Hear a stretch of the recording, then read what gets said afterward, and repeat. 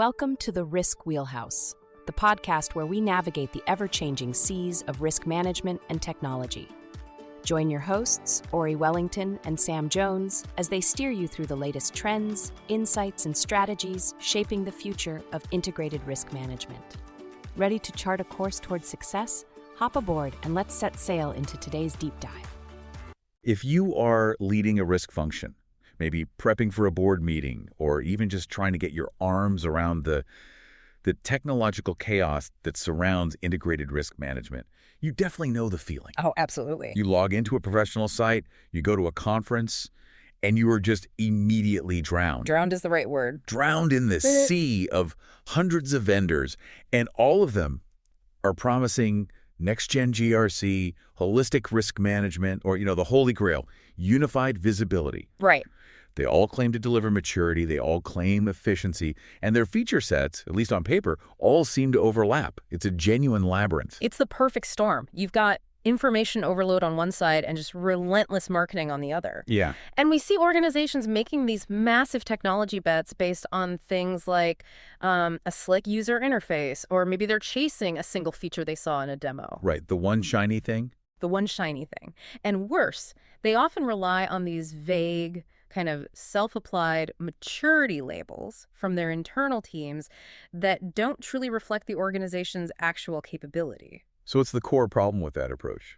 The core problem is that none of this surface-level evaluation, it doesn't reveal the technology's true fitness. And crucially, it doesn't tell you where it fits within your organization's specific risk ecosystem. Exactly. So what happens is buyers end up implementing systems that might be excellent in their own little niche, but they inevitably just deepen the existing organizational silos. They don't unify the risk capability. You just paid a lot of money to automate your own fragmentation. A very expensive way to stand still. Okay, let's unpack this, because if the market is that noisy, we desperately need a reliable signal, a true diagnostic tool. We do. And that is why we are dedicating this entire deep dive to the IRM Navigator Curve. This model, it was developed by Wheelhouse Advisors, and it's explicitly designed to be a faster, far more reliable assessment tool for buyers. It is. It synthesizes two utterly critical dimensions. You have the 5 established integrated risk management maturity levels. Okay. And then you have the 4 underlying investment domains that you have to shift to actually drive that progression. The strength of this model, then, must be its ability to tie that strategic investment to measurable maturity. That's exactly. It moves the whole conversation away from just feature checklists and puts it squarely on strategic road mapping. It's a visual and a quantifiable measure of progression, which, as we both know, the risk technology market desperately lacks. It gives you, as the risk leader, a way to answer the CEO's question. Are we truly getting better, or are we just spending more? The million-dollar question. Our mission today is pretty comprehensive. We're going to thoroughly understand this curve. We're going to map the full necessary journey that it describes, and then we're going to give you the essential, practical 2-minute test. The quick test. 3 simple questions you can use immediately to slot any vendor into this strategic framework. And ultimately, we want to show how this roadmap guides an organization out of the chaos toward the model's ultimate destination, which they define as risk agency. And just before we dive in, a key point on sources. The foundational research for this deep dive, it comes directly from the creators of the model, Wheelhouse Advisors, and it's detailed in the RiskTech journal. Right. For those of you looking for the real-world application of this quick test, with detailed vendor analysis, you can find specific research and a ton of resources applying this model on their site, which is wheelhouseadvisors.com. Let's begin by painting the scene with the 2 extremes, because to navigate any path, you have to know your starting point and you have to know your goal. Of course. So in the world of risk management, whether it's IT, enterprise, or operational, what defines that starting swamp, that chaotic, unsustainable state that they label risk dysfunction? And what is that ideal transformative destination, risk agency? Okay, so on the far left of the curve, we find risk dysfunction. And the organizational cost of just living there is enormous. I can imagine. The state isn't just about having bad technology. It's characterized by risk activities that are inherently fragmented, reactive, and often purely driven by basic minimum-level compliance requirements. The bare minimum. The bare minimum. Think of it as a series of isolated manual checkpoints and audits that, frankly, nobody really trusts. Okay, so what does that fragmentation look like in a real meeting? If I'm sitting in a room, what am I seeing? You're seeing this. The IT security team runs a vulnerability scan, and they generate a spreadsheet. The classic spreadsheet. The classic spreadsheet. Meanwhile, the operational compliance team runs a risk and control self-assessment, an RCSA, in a completely separate tool. Okay. And then the finance team is over here calculating enterprise risk based on totally different metrics in yet another tool. So no one's talking to each other. Nobody has a unified view.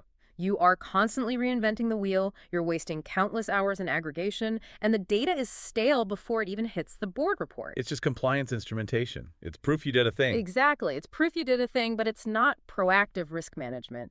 It's management by mandatory checklist. So if dysfunction is fragmented, reactive, and driven by that minimum compliance, what defines that aspirational goal state risk agency on the far, far right of the curve? Risk agency is fundamentally defined by the convergence of human agency and machine agency. Okay. The model is very specific about this. They have to work together symbiotically. In this goal state, the human element is lifted above all that manual labor. So they're not just crunching numbers. They're not. They gain integrated visibility, they can see the whole picture in real time, and they get effective decision support, which allows them to focus on strategy and nuance. And the machine, Yeah. what's its role? The machine agents, so the integrated technology stack, they extend that human agency. They take action autonomously, but, and this is critical, only within validated guardrails. Guardrails set by the humans. Set by the humans. This is where true autonomous capabilities emerge. It's the difference between, say, documenting that a server is at risk and having the system recognize the risk, cross-reference the policy, and automatically segment that server from the core network before a human even has time to log in. Wow. Risk agency means the system is managing and mitigating threats dynamically.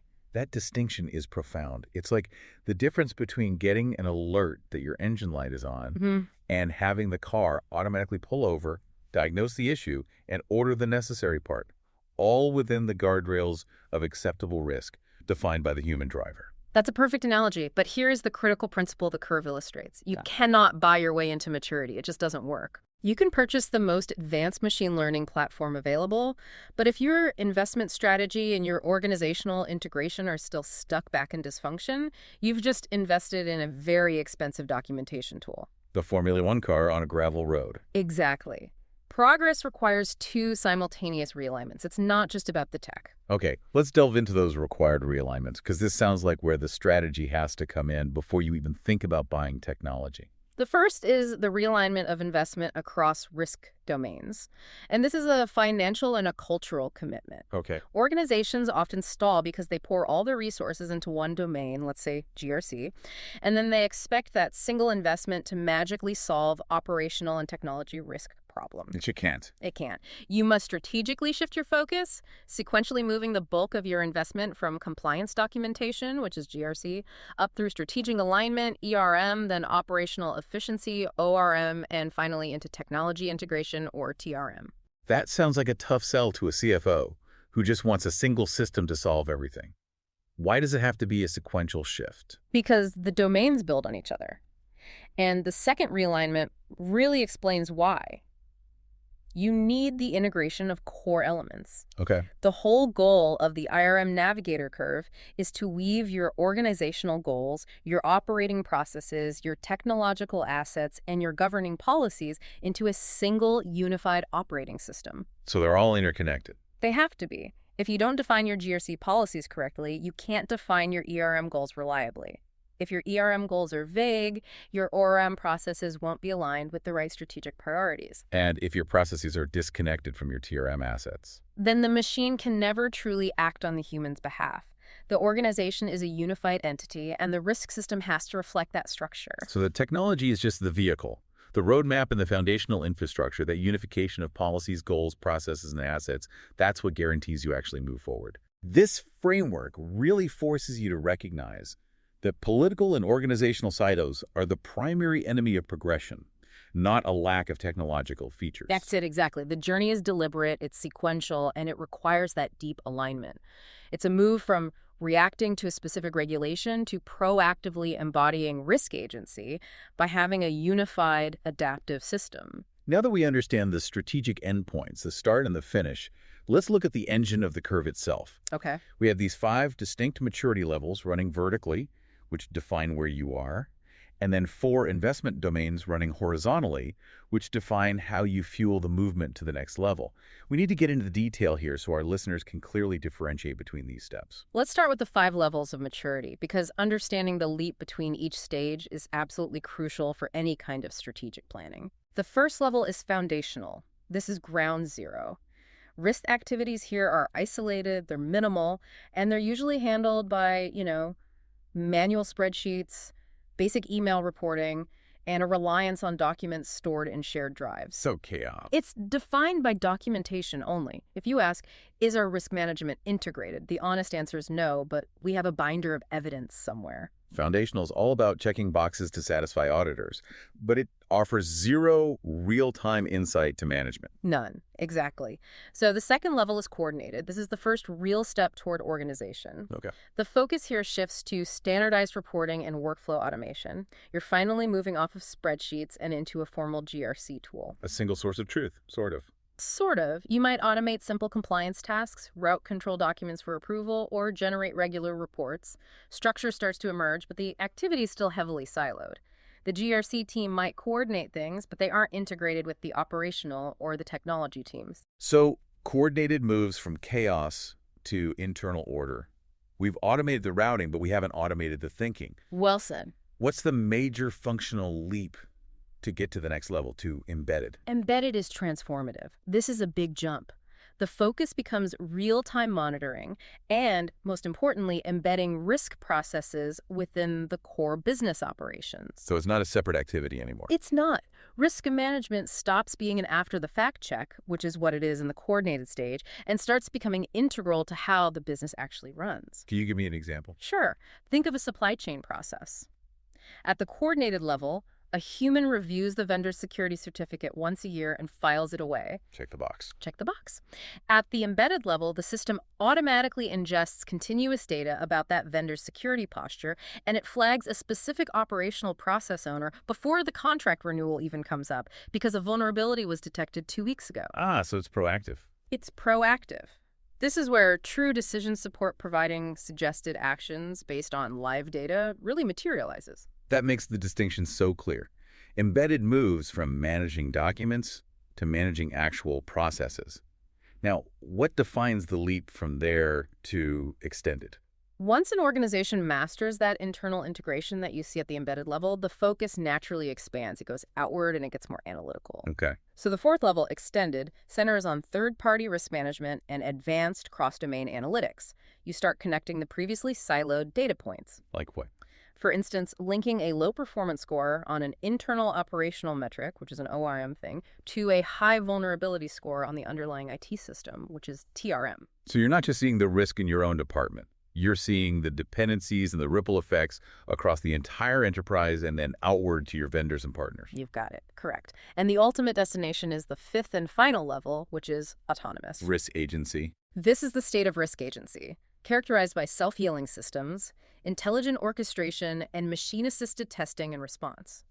The systems manage known threats, they autonomously validate compliance status, and they initiate mitigation actions without constant human involvement. But that has to require a really mature, unified data structure. It's impossible without it. So these 5 levels give us the vertical progression, that increasing sophistication. But let's go back to the strategic fuel, the 4 investment domains. Yeah. What is the organization actually buying to make these leaps? The investment has to be strategic, and it has to be sequential. The curve maps out the required shifts in both financial and focus resources. Okay. An organization's journey starts by investing heavily in GRC, that's governance, risk, and compliance. This investment is what's necessary to move from foundational to coordinated. And what's the focus there? The focus here is establishing the organizational policies. You are buying tools to define, to document, to enforce, and to attest to your controls. It's the essential infrastructure for any subsequent progress. Makes sense. If you don't define the rules, the policies, you can't coordinate anything. Exactly. Then, as the organization transitions from coordinated to embedded, the investment strategically shifts to ERM, Enterprise Risk Management. Okay. This is the shift from just following the rules to strategically managing the business. The focus is on organizational goals. What does that involve? This involves defining your risk appetite, quantifying exposure, connecting risks to strategic business objectives, and enabling that real strategic decision-making at the leadership level. So moving from just policy compliance to strategic goal alignment, that sounds like a major cultural shift, not just a technology one. It absolutely is. It's huge. Next, the transition from embedded to extended requires a heavy focus on ORM, operational risk management. Right. Once risk is embedded in the processes, you need the tools to manage the daily execution. The focus here is on the organizational processes. What does ORM focus on specifically that ERM doesn't? They sound a little similar. That's a great question. ERM is top-down strategy. ORM is bottom-up execution. ORM focuses on identifying process risks, tracking key risk indicators or KRIs like, say, system downtime exceeds 1% of operating hours, managing the resulting issues, coordinating remediation efforts, and supporting rigorous risk and control self-assessments. This is the day-to-day battleground. It is. If you're the person responsible for running a business unit, ORM is where you live, making sure those embedded controls are working effectively. So we have GRC for policies, ERM for goals, and ORM for processes. Where does the final investment domain, the one necessary for autonomous capabilities, lead us? The final necessary expansion is from extended to autonomous, and this is where investment expands heavily into TRM technology risk management. Right. This domain focuses on the organizational assets. This includes tools for managing the technology assets themselves, validating identities, tracking vulnerabilities, assessing the posture of third-party vendors, which is an extension of your assets, Right. and ingesting those vast continuous streams of signals or telemetry that power autonomous action. This detailed structure really emphasizes that the whole journey is about the unification of those four core elements: policies, goals, processes, and assets in that specific sequence. Yes. If you try to jump straight to advanced TRM capabilities without the foundational GRC policies or the ORM process workflows in place, you are basically guaranteed to fail. You are. The technology will have nothing consistent to act upon. That's the core insight of the IRM Navigator Curve then. Any perceived shortcut, like buying a sophisticated tool from an advanced domain like TRM, when you are still foundational in GRC. It'll just create a new expensive silo, and it will stall your overall progression. The framework insists on logical, integrated steps. This is where we shift from the theory to immediate practical application for our listeners. The good stuff. The really good stuff. Are you ready to see risk management in action? At Wheelhouse Advisors, we've launched a new YouTube channel dedicated to integrated risk management. You'll find quick explainers, insights from our IRM Navigator research reports, highlights from the Risk Journal, and conversations from the Risk Wheelhouse podcast. We're covering the topics that matter most to executives and risk leaders, from AI governance and cyber insurance to operational resilience and regulatory change. Every video is designed to help you anticipate risks, adapt with confidence, and build resilience in a digital-first world.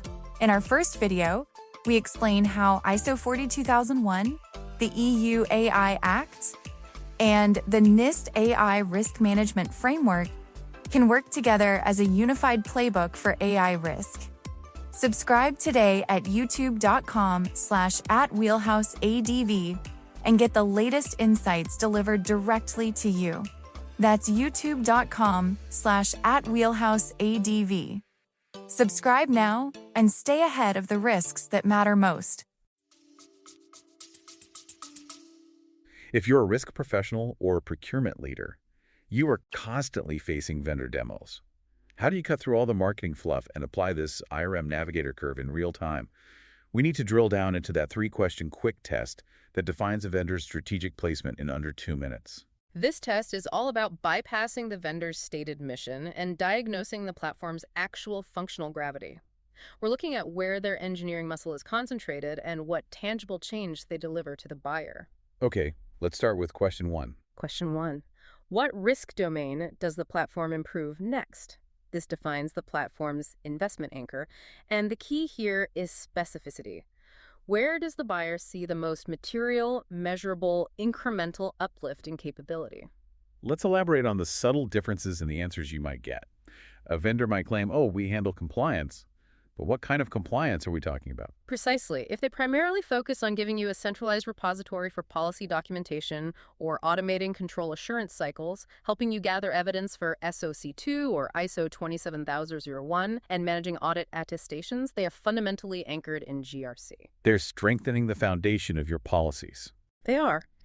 If, however, the platform's unique strength is integrating top-down strategic documents, helping you define and model different risk scenarios against enterprise objectives, calculating residual risk relative to your defined risk appetite, then they are anchored in ERM. Helping you align with goals. Correct. And what about the difference between that operational and technology focus? An ORM-anchored vendor is all about the process owners. Their main selling point is often incident management or streamlining the process of risk and control self-assessments, the RCSAs, or integrating key risk indicators directly into line of business applications. So they help manage the day-to-day risks inherent in the processes. They do. A TRM-anchored vendor, on the other hand, is all about the inputs from the digital environment. Their core is usually managing technology assets, ingesting vulnerability data from scanners, validating user identity and access, or rapidly assessing third-party vendor security posture. They focus on assets and that telemetry you mentioned. Sure. So that clarity on the domain anchor is step one. It reveals which element policies, goals, processes, or assets will be improved, and that defines your next incremental step on the curve. And step two is the real litmus test for maturity. Question 2. Does it unify risk information across domains, or does it just deepen silos? This is so important. It is. Yeah. This reveals if the platform is truly integrated or if it's just an excellent silo tool. So how do we listen for the difference in a demo? What are the tells? Okay, so if the vendor presents a powerful, feature-rich solution that only addresses one domain, let's say it's the best tool on the market for managing vendor contracts and security ratings, but that information is not automatically linked to the financial risk register in ERM or the internal process controls in ORM. Then it's a silo. It falls squarely into the lower two levels, foundational or coordinated. It reinforces the silo. You're automating a single vertical, but that vertical still doesn't talk to the rest of the organization. So the platform itself becomes the new, more expensive silo. Exactly. True progress, the kind that aligns with embedded or extended, requires demonstrated, actionable integration across multiple domains. They need to show you how a change in a GRC policy immediately and automatically impacts an ORM process metric or an ERM risk calculation. Show, don't just tell. Right. And if the vendor starts talking about applying machine intelligence to make those connections automatically, cross-referencing thousands of data points to validate status without human intervention, then you're starting to look at the capabilities required for autonomous. That is a fantastic way to filter out the empty integrated claim. If they can't show you the unified data schema, they are just a better silo. Now for the third, and I think often the most revealing, question, the nature of the output. Yes. Question 3. Does the platform meaningfully reduce risk work, or does it only document it? This determines the capability depth and how far along that rightward progression the vendor truly sits. Okay, break that down for us. If the platform's main output is just a better organized repository of policies and evidence, but you still need human auditors or manual assessments to validate that evidence, the capability is limited to foundational. It only documents. What about workflow automation? A lot of vendors talk about that. Workflow automation, things like automatically routing an RCSA form for a manager's sign-off or assigning a control task, that speeds up the process, but it doesn't reduce the cognitive load of the assessment itself. So that's still pretty basic. That places the platform firmly in the coordinated stage. It makes the existing work faster, not smarter. So what's the leap to embedded? The leap to embedded is when the system moves to decision support. It aggregates risk data from various systems, and it suggests the optimal mitigation strategy or resource allocation. The human still pulls the trigger, but the system has significantly reduced the cognitive burden by providing a clear, informed choice. And what are the signs of extended capability depth? How do we know we're moving past embedded? Extended capability depth is defined by continuous telemetry and cross-domain insights. This is when the platform is constantly ingesting real-time operational data from IT systems, IoT devices, cloud environments, and correlating it across domain lines. So it's alive. It is. You get a living 360-degree view moving beyond periodic decision support to continuous intelligence. And the final step. Finally, autonomous depth is confirmed by machine-assisted testing and response.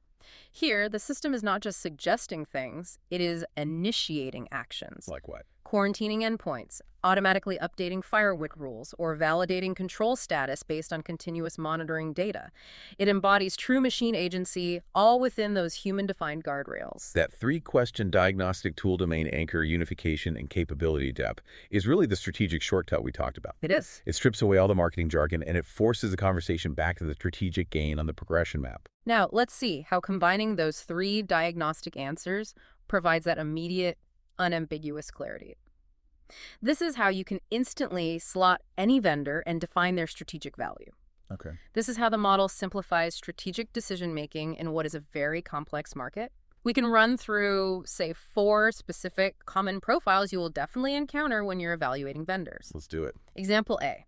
Let's say a platform is heavily focused on improving GRC. Okay, the foundational stuff. Right. When you ask about unification, you find the data is largely stored internally. It's separate from your core asset data or your operational metrics, so it does not unify data. It's a silo. It's a silo, and its primary functional gain is helping auditors gather, store, and organize policy documentation and evidence. This means it largely documents work. Okay, so GRC focus, no unification, and it's documentation only. That vendor is a definitive foundational platform. Exactly. It's essential for compliance cleanup, maybe, Yeah. but it will not drive strategic change. Correct. Now, let's consider example B, a platform that's anchored in ERM. It claims high strategic value, and when you test it, it shows it can effectively unify risk registers and connect those risks to the specific corporate objectives defined in the ERM framework. So it's got unification. It does. And furthermore, its features provide genuine decision support, helping executives model the impact of different strategic risks and allocate mitigation resources effectively. Advancing ERM, unifying the strategic data, and providing decision support. That is the definitive profile of an embedded system. Spot on. That platform is enabling the integration of risk into strategic operations, which is a crucial step beyond just simple coordination. Now, example C, a platform with a strong anchor in ORM focused on that process-level efficiency. It effectively integrates operational KRIs and remediation tickets across multiple business processes, so it's demonstrating high-level unification. And its capability depth goes beyond just decision support. It provides continuous telemetry and cross-domain insights, showing you how a process failure on the manufacturing line relates to a specific IT vulnerability. Wow. So it's connecting the dots, advancing ORM and providing continuous cross-domain insights. That means that platform is positioned in the extended stage. That's right. It has mastered internal embedding, and now it's leveraging continuous analytical intelligence across the whole ecosystem. And finally, example D. A platform where the next material lift for you would be in TRM, focusing on technology assets and vulnerabilities. It demonstrates integration of telemetry across your endpoints and cloud environments, linking asset status directly to policy status. Okay. And critically, its depth includes features that automate validation or initiate machine-assisted responses, requiring minimal human intervention once it's configured. That platform is leveraging technology assets and machine agency to achieve that final stage, autonomous. This is the future of the technology, the highest point on the curve. So what does this all mean? We've got the structure, we've got the diagnostic test, but why must senior executives really commit to using this curve? What's the ultimate strategic significance here? The primary value is its risk mitigation of the investment itself. The reality is that IRM technology implementation often fails, not because the technology is bad, but because the purchase was misaligned with the organization's current maturity level. They bought a race car for a dirt road. They bought an extended platform when what they really needed was foundational GRC cleanup first. The IRM Navigator Curve simplifies evaluation by tying all those vendor claims back to one single crucial question. Does this platform advance our organization toward risk agency, or will this purchase merely keep us entrenched in risk dysfunction? It forces strategic budgeting. You stop getting distracted by the shiny features of some high-end TRM tool, and you focus on whether your foundational GRC and ERM are solid enough to even support that next step. Exactly. If you identify your organization as currently being embedded, the only technologies you should be evaluating are those that demonstrably deliver the necessary ORM or extended capabilities.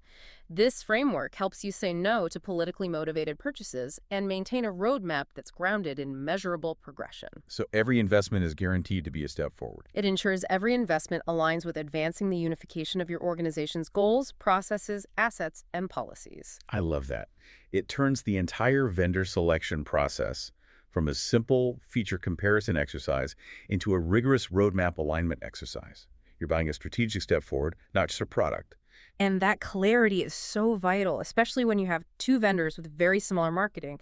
By focusing on the incremental investment gain, is it a GRC gain or an ERM gain, and the degree of unification it delivers, you can make a strategic decision rooted in the curve's progression. It guarantees a step forward, not just a lateral shift in another silo. This framework is such a powerful conceptual tool, but for organizations that are ready to apply this and build their measurable roadmap, they need to see this diagnostic lens applied in the real world, assessing the actual industry leaders. Where can our listeners see the IRM Navigator Curve put into action? This is where the model really transitions from being a theoretical map to an applied research tool that's essential for strategic procurement. Organizations can, and frankly, absolutely should, reference Wheelhouse Advisors' Vendor Compass series. Okay. This research series is dedicated to rigorously applying the IRM Navigator Curve and its detailed evaluation criteria to assess providers across the IRM 50, which are the leading integrated risk management vendors in the market today. So these reports aren't just like product reviews. They are strategic placement guides based on the very progression we've been detailing. Precisely. They explore the primary IRM market segments, assessing the top vendors in each based on where they anchor on the curve, is their primary strength GRC, ORM, or TRM, and how far along that maturity curve they can demonstrably take a customer. That's incredibly useful. Let's review which specific segments are already covered by this analysis so people know where to start. Sure. Wheelhouse Advisors has recently published Vendor Compass reports that focus on the initial and middle segments of the curve. So that's governance, risk and compliance, GRC, operational risk management, ORM, and also risk management consulting. Why consulting? Because the partners you choose to help implement are just as critical as the software. These reports are crucial for buyers looking to solidify their foundational and coordinated stages, helping them distinguish between providers who are excellent at basic compliance infrastructure versus those who can truly facilitate the embedding of risk into processes. And as organizations plot their shift toward the extended and autonomous stages, they'll need guidance for those higher-end domains as well. Yes. The strategic journey continues with upcoming Vendor Compass reports. Those will focus on enterprise risk management, ERM, which facilitates that coordinated to embedded shift by aligning goals, and technology risk management, TRM, which is the necessary domain investment for moving toward the extended and autonomous levels by integrating your assets. So it's an ongoing research program. It is. This ongoing research allows organizations to track vendor capabilities against the model's progression in effectively real time. Beyond the established market leaders, the curve must also be invaluable for tracking where innovation is emerging, especially with disruptive technologies like AI. Oh, it's a key function of the model. The IRM Navigator Curve is essential for assessing true disruption versus just marketing hype. For this, Wheelhouse Advisors also publishes the IRM Navigator Sonar reports. These reports profile the emerging vendors in each IRM market segment that are leading innovation. They specifically focus on the advanced capabilities required for the far right side of the curve, such as AI risk management and, crucially, autonomous IRM. So it grounds the discussion of these future technologies in the reality of the progression map. Can you highlight some of the specific industry players that are assessed using this rigorous framework just to give people a sense of the scope? Absolutely. The research provides deep, actionable profiles on market leaders such as RiskConnect, ServiceNow, OneTrust, and Archer. The big names. The big names. And it also includes consulting leaders like KPMG and EY who often guide these massive deployment projects. The value of this research is that it doesn't just describe the products. It uses the curve to assess exactly where each vendor helps the client advance. So, for example, the research might indicate that while vendor X is a powerhouse in ORM and has strong GRC features, its path to true autonomous TRM integration relies heavily on external APIs and is therefore currently assessed at the upper end of the extended capability depth. That kind of insight changes the strategic buying conversation entirely. Precisely. It informs the buyer. If you choose this vendor, you are committing to excelling at the extended stage, but your roadmap to full risk agency in the autonomous stage will require integrating additional, highly specialized TRM tools. It makes it a conscious choice. It does. Risk leaders and senior executives looking to deploy IRM technology will find these vendor compass and sonar reports a must-read because the analysis is grounded in the strategic clarity of the IRM Navigator Curve. We've taken a really comprehensive deep dive into charting the path to risk agency. The market may be overwhelming, but the strategy is now clear. It is. The journey moves from fragmented risk dysfunction to unified risk agency by strategically shifting investment through those 4 domains: policies with GRC, goals with ERM, processes with ORM, and finally, assets with TRM. And you now possess the diagnostic tool, that 3-question quick test, to immediately strip away vendor marketing. What domain does it improve next? Does it unify or deepen silos? And does it reduce work or just document it? That test allows you to guarantee that your next purchase is a true step forward on your strategic roadmap. It does. I think the most powerful takeaway for me is realizing that technology is only an accelerator. The complexity of the risk technology market is solvable, but only when you view it through the lens of measurable progression and unification. The tools are available, but the commitment has to be strategic. That leads us to our final thought for you to chew on, something that builds on this structural model, but addresses the deeper cultural challenge. If the technology is ready, but your organization is stalling, what political or cultural misalignment, maybe a lack of collaboration between your technology team and your operational process owners, is currently the biggest roadblock preventing your own organization from making that crucial shift from an embedded system where risk is within processes to an extended one where you utilize continuous telemetry and cross-domain analytics? The map is drawn. Now you have to tackle the internal resistance to follow it. And if you need detailed guidance on where specific vendors align within this critical model, including that in-depth analysis of industry leaders, make sure you reference the resources from Wheelhouse Advisors. You can find all their detailed research on vendor placement and road mapping at wheelhouseadvisors.com.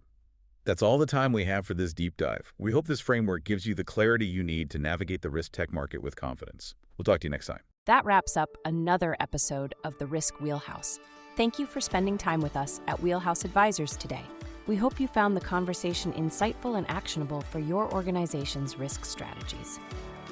Don't forget to subscribe on your favorite podcast platform, whether it's Apple Podcasts, Spotify, or Amazon Music. If you're looking for more in-depth analysis and thought leadership on risk technology, be sure to visit the RiskTech Journal at therisktechjournal.com.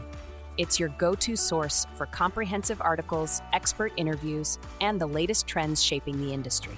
Subscribe today to stay informed. For any inquiries or feedback, please contact us directly at info@wheelhouseadvisors.com, or feel free to connect with us on LinkedIn and x.com and share your thoughts or suggestions for future topics. Visit wheelhouseadvisors.com for more information and resources. Thanks again for joining us. Until next time, navigate wisely.